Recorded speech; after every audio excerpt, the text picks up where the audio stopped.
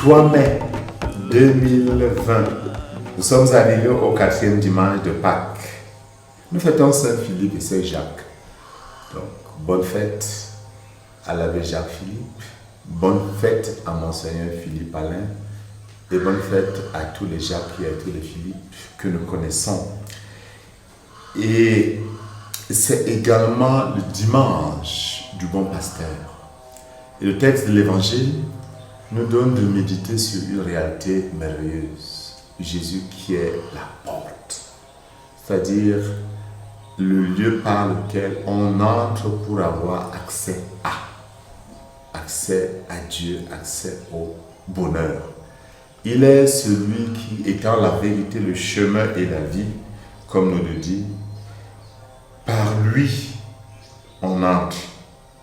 Celui qui entre par la porte, c'est le pasteur, le berger des brebis. Le portier lui ouvre, les brebis écoutent sa voix.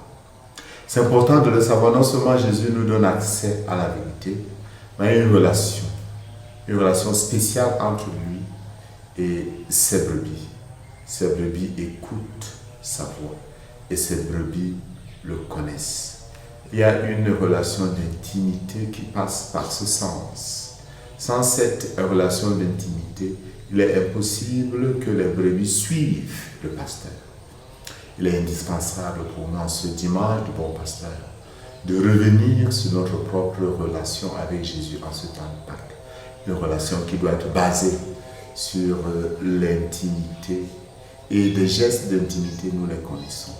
Une prière assidue, la méditation de la parole de Dieu, vivre l'Eucharistie intensement, une confession régulière qui nous renouvelle. Et c'est de cette vie intime avec Jésus que jaillit une nouvelle relation avec nos frères et sœurs. Mais ceci nécessite une transformation, j'allais dire au quotidien, une remise en cause. Nous voyons le jour de la Pentecôte. Pierre, debout devant une foule, annonce que Jésus, mis à mort par les Juifs, a été par la puissance de Dieu ressuscité. Et la réaction de la foule est simple. Frères, que devons-nous faire? La réponse de Pierre. Convertissez-vous et que chacun de vous soit baptisé au nom de Jésus-Christ pour le pardon de ses péchés et vous recevrez alors le don du Saint-Esprit. Car la promesse est pour vous, pour vos enfants et pour tous ceux qui sont loin, aussi nombreux que le Seigneur notre Dieu les appellera. Cette promesse d'être de ceux-là qui entendent la voix de Dieu en Jésus, cette promesse nous est adressée. Elle est adressée à chacun de nous qui reçoit donc en ce temps de Pâques la grâce de cette ouverture intérieure. Rappelons-nous que la foi est un don, mais elle n'est donnée qu'à ceux qui ont soif de l'absolu, à ceux qui désirent du fond de leur être, à ceux qui essayent donc de faire ce pas. Et Saint Pierre nous le dit. Celui qui juge avec justice, lui-même a porté nos péchés dans son corps sur le bois, afin que, morts à nos péchés, nous vivions pour la justice. Par ses blessures, nous sommes guéris. C'est vraiment lui, le chemin. Par ses blessures, nous sommes guéris. Par les meurtrissures de Jésus, nous avons accès à la vie. Il est vrai, il ne faut pas limiter cette grâce du salut, du rachat, dans la souffrance physique de Jésus. On peut dire que Jésus n'est pas l'icône de la souffrance humaine.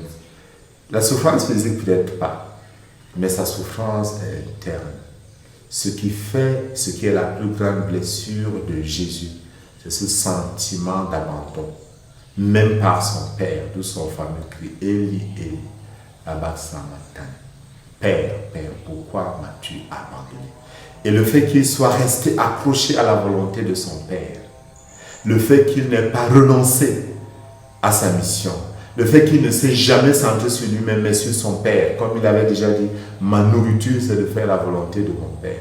Alors cela lui donne la victoire sur le mal. Voilà pourquoi il peut crier avec chacun de nous une relation intime, parce qu'il est là pour nous. Depuis que Jésus est abandonné par tous et a même le sentiment d'être abandonné par son Père, aucun être humain n'est plus seul. Il nous accompagne chacun. à condition que nous renoncions à nous-mêmes, nous renoncions à notre haine, que nous recevions le don du Saint-Esprit qui nous transforme de l'intérieur. En ce dimanche du bon pasteur, laissons Jésus nous tenir par la main, lui qui est le vrai berger, lui qui est la vraie porte, lui qui nous conduit au bonheur. Que sa grâce nous transforme de l'intérieur, que par ses blessures, notre monde soit guéri, que par les blessures de Jésus, notre terre, notre pays soit guéri, que nos familles reçoivent la guérison, que chacun de nous soit guéri. Que Dieu vous bénisse et vous guérisse, au nom du Père, et du Fils et du Saint-Esprit. Alléluia, Alléluia, Jésus est vivant. Quand il disait à ses amis, Je suis vainqueur, pourquoi trembler? Je suis vainqueur, pourquoi trembler? Nous avons nié Dieu en face de la peur. Mais ce matin, Alléluia, notre pardon a jailli du tombeau. Alléluia, Alléluia, Jésus est vivant. Alléluia, Alléluia, Jésus est vivant. Alléluia, Alléluia, Jésus est vivant.